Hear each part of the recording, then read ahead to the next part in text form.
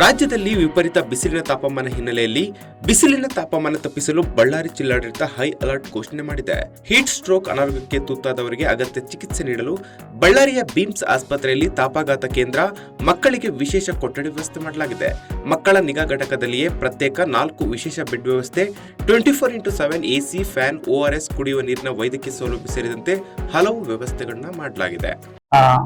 ನಾವು ನಮ್ಮ ಮಕ್ಕಳ ವಿಭಾಗದಲ್ಲಿ BMCRC ಬಳ್ಳಾರಿಯಲ್ಲಿ ನಾವು ಪ್ರತ್ಯೇಕವಾಗಿ ಹೀಟ್ ರಿಲೇಟೆಡ್ ಇಲ್ನೆಸ್ಗಾಗಿ ನಾವು 4 ಬೆಡ್ ಅನ್ನ ನಾವು ಪ್ರತ್ಯೇಕವಾಗಿ ಮೀಸಲಿಟ್ಟಿದ್ದೀವಿ. ಸೊ ಇದುವರೆಗೂ ಅಂದ್ರೆ ಒಂದೇ ಒಂದು ಮಗು ಅಡ್ಮಿಟ್ ಆಗಿದ್ದು, ಅದು ಸಿಂಕೋಪ್ ಆಗಿ ಅದು ಮಗು ನಾವು ಆರೈಕೆ ಮಾಡಿದ್ವಿ, ಅದು ಡಿಸ್ಚಾರ್ಜ್ ಆಗಿದೆ, ಏನು ತೊಂದರೆ ಇಲ್ಲ. ಸೊ ಪ್ರತಿದಿನ ನಮಗೆ ಒಂದು 2 ರಿಂದ 3 ಮಕ್ಕಳು ಸ್ವಲ್ಪ ಡಿಹೈಡ್ರೇಷನ್ ಆಗಿ OPD ವಿಭಾಗಕ್ಕೆ ಬರ್ತಾ ಇದ್ದಾವೆ. ಅವು ಯಾವನ್ನು ಅಡ್ಮಿಟ್ ಮಾಡಿಲ್ಲ ಅಂತ ಹೇಳಿದ್ರೆ ಅವಕ್ಕೆ ಸ್ವಲ್ಪ ಈ ORS ಕುಡಿಸಿ ಸ್ವಲ್ಪ ನೀರನ್ನು ಜಾಸ್ತಿ ಕುಡಿಲಿಕ್ಕೆ ಹೇಳಿದಾಗ ಅವೆಲ್ಲ ಇಂಪ್ರೂವ್ಮೆಂಟ್ ಆಗ್ತಾ ಇದ್ದಾವೆ. ಅವಕ್ಕೆಲ್ಲ ನಾವೇನು ಅಡ್ಮಿಟ್ ಮಾಡಿಲ್ಲ. ಸೊ ಓನ್ಲಿ 1 ಕೇಸ್ ನಾವು ಇಲ್ಲಿವರೆಗೂ ಅಡ್ಮಿಟ್ ಮಾಡಿದ್ದೇವೆ. ಸೊ ಇಲ್ಲಿ ನಾವು ವ್ಯವಸ್ಥೆ ಏನ್ ಮಾಡಿದ್ವಿ ಅಂತ ಹೇಳಿದ್ರೆ ಸ್ವಲ್ಪ AC ಇದೆ, ಫ್ಯಾನ್ಸ್ ಇದೆ, ನಾವು ಪ್ರತ್ಯೇಕವಾಗಿ 4 ಬೆಡ್ ಅನ್ನು ಮೀಸಲಿಟ್ಟಿದ್ದೇವೆ.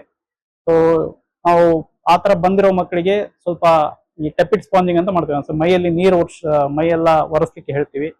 ಸೊ ಮತ್ತೆ ಮಗು ತುಂಬಾ ಡಲ್ ಇತ್ತು, ನೀರು ಕುಡಿಲಿಕ್ಕೆ ಆಗ್ತಾ ಇಲ್ಲ ಅಂತ ಹೇಳೋ ಮಕ್ಕಳಿಗೆಲ್ಲ ನಾವು IV ದ್ರಾವಣವನ್ನ ನಾವು ಹಾಕ್ತೀವಿ.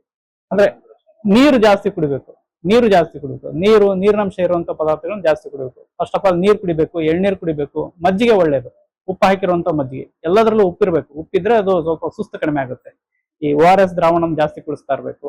ಸೊ ಫ್ರೂಟ್ ಜ್ಯೂಸ್ ಕೂಡ, ನಿಂಬೆ ಪಾನಕ, ಉಪ್ಪು ಹಾಕಿರುವಂಥದ್ದು, ಇವನ್ನೆಲ್ಲ ಜಾಸ್ತಿ ಕೊಟ್ರೆ ಸ್ವಲ್ಪ ನಿರ್ಜಲೀಕರಣವನ್ನು ನಾವು ಪ್ರಿವೆಂಟ್ ಮಾಡಬಹುದು. ಮತ್ತೆ ಈ ತರ ಅಡ್ಮಿಷನ್ ಕೂಡ ಪ್ರಿವೆಂಟ್ ಮಾಡಬಹುದು. ಒಂದೇ ಒಂದು ಮಗು ಅಡ್ಮಿಟ್ ಆಗಿದೆ, ಅದು ಸಿಂಕೋಪ್ ಆಗಿ ಅಡ್ಮಿಟ್ ಆಗಿದೆ, ಪ್ರಜ್ಞೆ ತಪ್ಪಿ. ಸೊ ಆ ಮಗು ನಾವು ಇಲ್ಲಿ ಆರೈಕೆ ಮಾಡಿದ್ದೇವೆ, ಮಗು ಡಿಸ್ಚಾರ್ಜ್ ಆಗಿ ಹೋಗಿದೆ, ಚೆನ್ನಾಗಿದೆ.